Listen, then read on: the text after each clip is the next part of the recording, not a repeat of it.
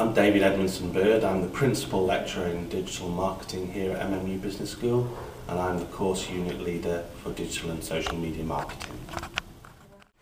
My name is Brendan Keegan. I'm a Senior Lecturer in the Manchester Metropolitan University Business School, and I'm the Co-Tutor on Digital and Social Media Marketing, which is a final year elective.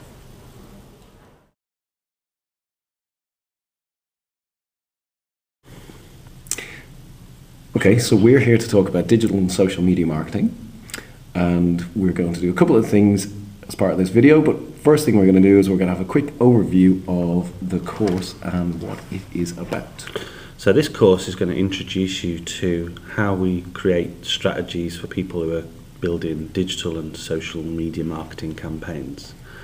So it's kind of quite top level stuff, and it's the sort of thing that will allow you to bring together all your experiences and understanding of the tools that you find in digital marketing and in social media marketing. Great. Is this a techie unit? It's not a techie unit in a sort of computer programming way, so you're not going to be building websites from scratch, so it's not techie, but it's marketing techie, so we're going to be talking about a lot of marketing concepts, so you've got to be really comfortable with dealing with issues like customer segments and marketing segments. You've got to be happy with talking about things like marketing communications objectives. So we're going to use technical language from the world of marketing. So that's really important that you bear that in mind. So if you didn't come from a marketing background, or if you hadn't studied a marketing unit before as part of your degree, what can you do to get up to speed? I think the most important thing is that you've got to really make sure you've got that solid marketing background. So really understand the concepts behind marketing. If you don't know what the 4 Ps are, then I would say you've got to start to learn to find out what those things are. If you know what the 4 Ps are and you're happy with that, I'd say you're the kind of person who's got a solid marketing background and will then find this quite a satisfying unit to engage in. So let's move on to the learning environment. So how are we going to deliver this unit? Well, we like to think of this as a bit of a boot camp or a skunk work. So it's kind of we're going to drop you in the deep end. This is not a nice gentle introduction to digital marketing. This is straight in, starting to do things. So you'll be working very quickly and picking up lots of stuff very early on into the course, which means you're going to be doing a lot of work and research straight away. We make massive use of social media tools to learn with. So at the moment we use Twitter quite a lot and Facebook where it's appropriate. We'll often ask you to follow specific hashtags on Twitter. Who knows what tools are going to emerge in the next few months that we might think that are really appropriate for you to pick up. So we're always, think we're right on the edge of whatever tools are coming out, and we try and incorporate those into the environment for learning. And that's on top of Moodle, which we use very heavily to support your learning. We've got something called SAS School, Search and Social School, which is a really intensive 1 day's training program, usually in January or February of the academic year. And this is a training day organised by the local digital marketing agencies to get you up to speed in very practical skills. We have lots of guest lecturers. We have people coming in from all over the world to come and teach you guys, which is because they think it's really important to make sure you're right up to date with things. And we use a lot of videos as well. We'll often drop things in to Moodle and push you to video resources, which we think are really quite important. Great. So as part of the course, what are we going to cover? I think there's sort of 5 big main areas. We're going to cover digital and social media strategy. So it's a top level thing, and you'll be learning about how to create a strategy for an organisation and how they communicate using digital and social media tools. We're also going to learn about who our customers are, because customers in the digital and social world are quite different from those in the real world. So we spend quite a lot of time thinking about customer segmentation. We think about things like behavioural targeting and psychographic profiling. We also look at what digital and social tools are appropriate to use as part of an organisation's communication strategy. We think about how you create a digital and social media marketing campaign. And finally, like most things, we look at how you measure performance and how you evaluate the success of something. Great.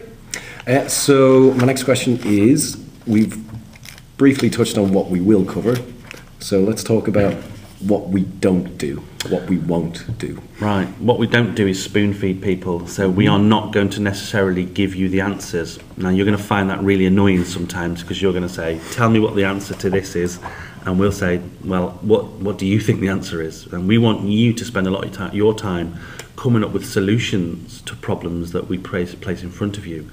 It's going to be difficult to tell you whether something's right or wrong, because until you actually go out and try these things for real, you're not really going to know. We're not going to teach you how to do very specific things. So you might have heard of search engine optimization as a practical skill.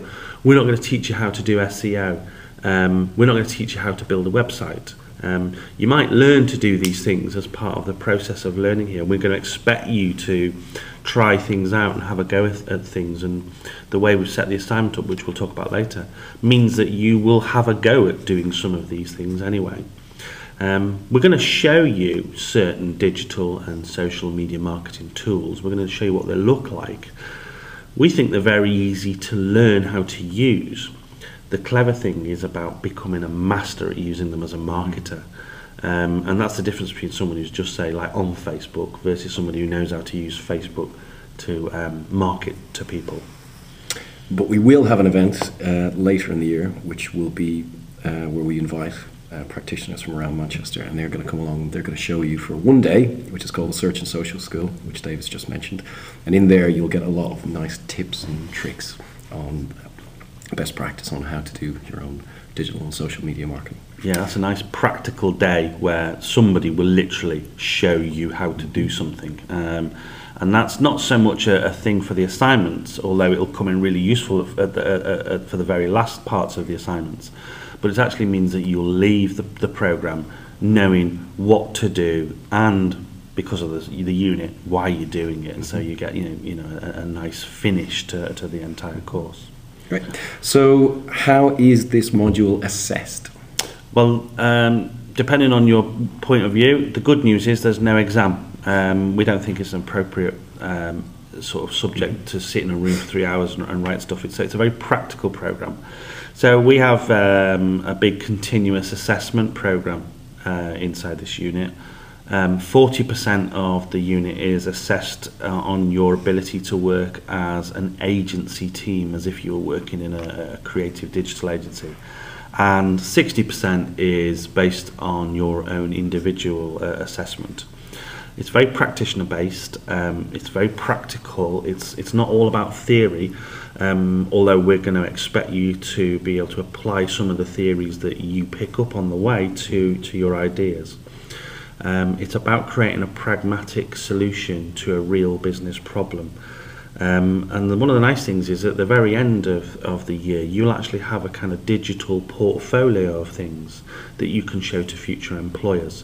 You know, if you do art, you get a nice big portfolio full of your pictures. If you're a computer programmer, you've got loads of programs to show people. Marketers don't really have a portfolio, so we've set this assignment up in such a way that when you go and talk to potential employers in the future, you can say, look, this is what I can do, this is what I've done. But it's up to you to drive that, and we'll make suggestions about how you do it. But ultimately, the success of your portfolio is very much dependent on how much effort you put into it. We try and get some real-life clients. This year we've got 5 real-life clients working with our students. They are real companies with names you will have heard of, and they ask the students to do their project based around a specific need for their organisation. And they're they can be quite tough, and not everyone finds that they want to work with a real-life client on an assignment. But some people do, and those people that do tend to do really well. But in most cases, we expect you to go and find your own case study. We might make suggestions about organisations you can look at, but almost all the students find their own case study, which they find very satisfying. But it means you have to work as a team, and I know a lot of students have concerns about teams, so how do we sort of deal with that? Well, some of you may have had issues with group work in the past in year 1 and year 2, so what we have put into place is a method to ensure fairness across group work, because you will be working in a group of 4 to 6, during the year and submitting assignments at various points during the year. So what we have is a group assessment procedure where you'll sit down at the end of the year, and if you feel that your group work has not been as good as you thought it would be, or if somebody's not been pulling their weight or not been putting in 100%, you can appoint a percentage of that student's input. So you assess everybody's input towards the group during the year, and we fill out a little form. You can have a little chat about that. So we'll guarantee that group work is fairly run out and fairly assessed. Yeah, we find that 90% of students don't need to do that because they're working fine within their team. They've all put the effort in. But occasionally things go wrong, and we have to sort of introduce that system in. But it's a kind of early warning sign. You'll know very early on if that's going to be a problem. We'll know pretty early on whether that's going to be a problem. So that probably wraps it up from what we want to say. You've probably got loads of questions, and you probably think about these questions all the time. So there are loads of ways of getting in touch with us. We live on Twitter, so follow us up on Twitter, and there's our Twitter accounts are going to follow this film. There's a hashtag that you can follow, which you can ask questions on. There's also a Facebook group that we've set up specifically for questions and to introduce you to the subject before you actually join us in September, and we'll run that all the way up until September 2013. It's the place to ask questions. It's the place to also see what other people have asked, and the chances are you'll see some of the answers to your questions there. So if you think it's a subject for you, please choose it. It's hard work. It's not a program for everyone. It's tough. We think it's the hardest unit in the business school. So you've got to think about whether you are the kind of person that works really hard, that puts a lot of effort into things, that puts lots of time into things. And if that's you, then I guess this is the unit for you.